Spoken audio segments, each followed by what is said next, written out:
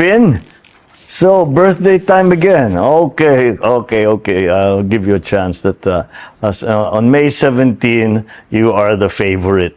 Okay, but don't get used You're to. always my favorite. Oh, God. You're the most charming, the most talkative, the most matakaw, everything. I love you so much. Mwah, mwah, mwah, mwah, mwah, mwah. Happy birthday, anak. Here, mwah. That's for you. Love you. Happy birthday, Vin. Come on, we'll think up a really grand celebration. We'll do something fun. Okay, we'll probably be up north, but let's make sure that we celebrate it properly.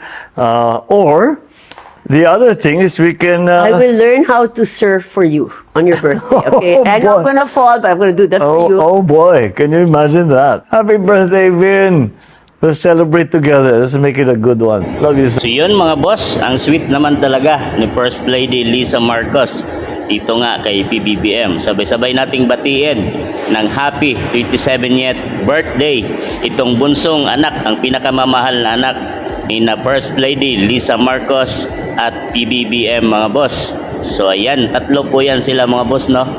At ito nga si Benny Marcos kung tawagin mga boss ay nagsiselebrate ngayong araw na to, May 17 mga boss.